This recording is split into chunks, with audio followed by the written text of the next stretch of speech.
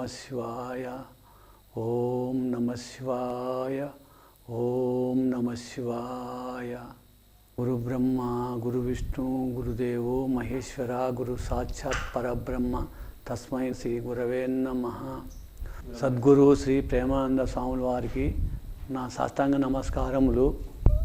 నాయన, మీకు స్వామి ఏ విధంగా పరిచయం అయినారు? మీరు ఎంతకాలం నుంచి స్వామి దగ్గరికి వస్తున్నారు? మీ అనుభవాలు చెప్పండి నాయన. స్వామి, నేను స్వామి దగ్గరికి 24 ఏళ్ళగా వస్తాను స్వామి. నాకు శ్రీశైలం, నేను శ్రీశైలం శివభక్తుని, శ్రీశైలం మల్లికార్జున స్వామి సన్నిధానం కోసం పోతాంటిని. అక్కడ నాకు రత్నానంద స్వామి ఒక ఆయన గురుదేవులు ఉన్నారు. నాకు ఎంత గురుదేవులు కాదు, అక్కడ ఒక మఠంలో ఉన్నారు. నేను అక్కడ పోయినాను.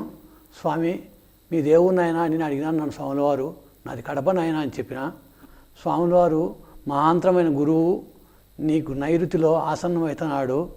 ఆ గురుదేవుని దగ్గర పో, నీ పాపాలని కడుక్కుంటావు. నీకు గురుదేవులు నీ పాపం అంతా నివారణ అవుతుంది. మహాంతరమైన గురువు ఆసన్నమవుతున్నాడని చెప్పినాడు స్వామి. అక్కడి నుంచి నాకు నైరుతి భాగంలో ఎక్కడ ఉన్నాడని నేను ఎతికినా స్వామి. ఎతికితే కొన్నాళ్లకు శ్రీ గండిలో ఉన్నాడని తెలుసుకున్నాను. ఇక్కడ వచ్చినాను.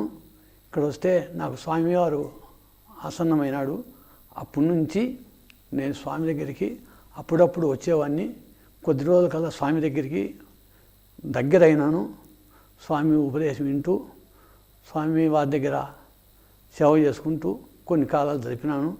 స్వామి, నాయన మధుమాంసాలు మానుకొని సక్రమైన మార్గంలో నడిస్తే నీ పాపాలన్నీ నశిస్తాయి నాయన అని చెప్పినాడు స్వామి.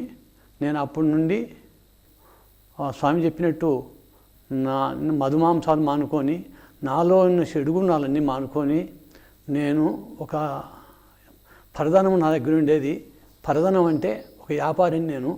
ఆ వ్యాపారం మదంతో కొన్ని గర్వంగా ఉండేవాడిని.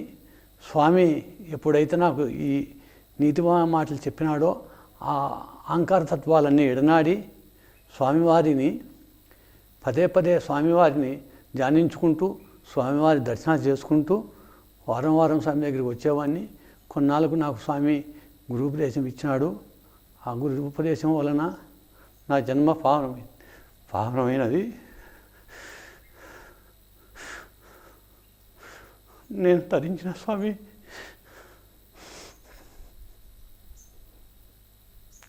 అట్లా వస్తా నా బిడ్డలు, నేను, నా భార్య స్వామివారి సమీప వచ్చేవాళ్ళము. మా పాపాలు కడుక్కునే స్వామి. అట్లా నేను గురువు దగ్గరికి చాలా దగ్గర అయినాను. నా వాళ్ళకి అందరికీ చెప్పినాను. నేను కాకుండా వాళ్ళకు కూడా నా స్నేహితులు, నా మిత్రులు, నా బంధువులు స్వామివారి దగ్గరికి వచ్చి స్వామివారి దర్శనాలు చేసుకుంటూ వాళ్ళ పాపాలు కూడా కడుక్కుంటూ వాళ్ళల్లో కొంతమంది స్వామికి దగ్గరైన స్వామి. నా బిడ్డలు, నేను మధుమాంసాలు మానుకొని, నా చిన్న కొడుకు కూడా మధుమాంసాలు మానుకున్నాడు స్వామి. ఆయన మేము కూడా ఈ స్వామి దగ్గర వచ్చి అప్పుడు నేను ఒకప్పుడు వచ్చేటప్పుడు ఈ ఆశ్రమం ఇంత డెవలప్ అయ్యేది కాదు. అప్పుడు ఒక అడవిలాగా ఉన్నది. ఈరోజు ఇంత పవిత్రంగా తయారైంది ఈ ఆశ్రమం. ఈ ఆశ్రమంలో ఎంతోమంది భక్తులు ఇక్కడ వచ్చి వాళ్ళ పాపాలు కడుక్కొని స్వామి దగ్గర చెంతన చేరి తరిస్తానని నేను చెప్తున్నా స్వామి. నా అనుభవం ఇది.